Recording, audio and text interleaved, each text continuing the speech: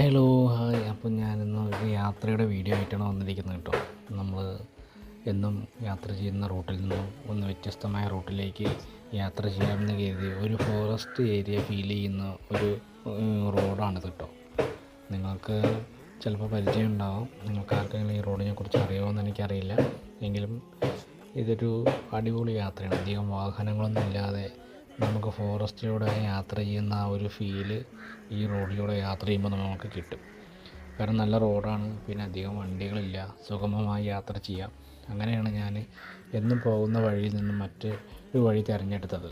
ഒരു 10 kilometre extra നമ്മൾ സഞ്ചരിക്കേണ്ടതായിട്ട് വരും, എന്നാലും നമുക്കൊരു വ്യത്യസ്തത ഫീൽ ചെയ്യുന്നുണ്ട്. എന്നും ഒരു വഴി കൂടെ തന്നെ യാത്ര ചെയ്യുമ്പോൾ ആ റോഡൊക്കെ പൊളിഞ്ഞ റോഡൊക്കെയാണ്. ഇപ്പോൾ മഴയൊക്കെ ആയില്ലേ, ഇപ്പോൾ ഈ റോഡാകുമ്പോൾ അധികം കംപ്ലൈൻറ്റുകളൊന്നുമില്ല.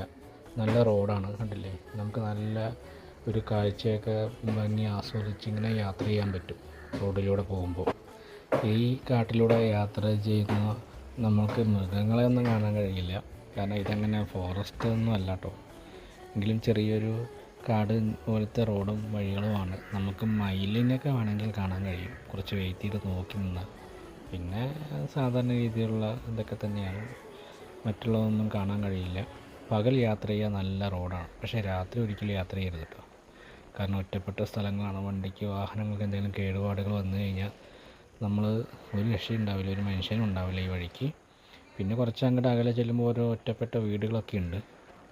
എന്നാലും നല്ലൊരു റോഡാണ്. നമുക്ക് നല്ലൊരു എന്തോ ഒരു പ്രത്യേക ഒരു ഫീലാണ് ഈ വഴി യാത്ര ചെയ്യുമ്പോൾ. ഞാനൊരു 2 തവണ ഈ വഴി പോയി. നമുക്ക് വീണ്ടും കിലോമീറ്റർ ദൂരം ഉണ്ടെങ്കിലും നമുക്കിതിലൂടെ യാത്ര ചെയ്യാൻ തോന്നിപ്പോകും. അത്രയും നല്ല റോഡാണ്, നല്ല കാഴ്ചയാണ്, എന്താ പറയുക, നല്ല അന്തരീക്ഷമാണ്. കുറച്ചും കൂടെ മഴയൊക്കെ പെയ്ത് കഴിഞ്ഞിട്ടുണ്ടല്ലോ, 2 സൈഡിൽ നല്ല പച്ചപ്പ് നിറഞ്ഞ ഒരു ഹൈ റേഞ്ച് ഏരിയ ഫീൽ ചെയ്യും നമ്മൾക്ക്. ഇനി നല്ല മഴയൊക്കെ പെയ്ത് ഈ ഇലകളൊക്കെ ഇങ്ങനെ കാട് പിടിച്ച് നിൽക്കുമ്പോൾ ഒന്നുകൂടെ യാത്ര ചെയ്യണം. ആ വീഡിയോ ഞാൻ ഒന്നുകൂടെ പോസ്റ്റ് ചെയ്യുന്നതായിരിക്കും എന്തായാലും. അപ്പോൾ ഓക്കെ, വീണ്ടും കാണാം മറ്റൊരു വീഡിയോയുമായി. ബൈ.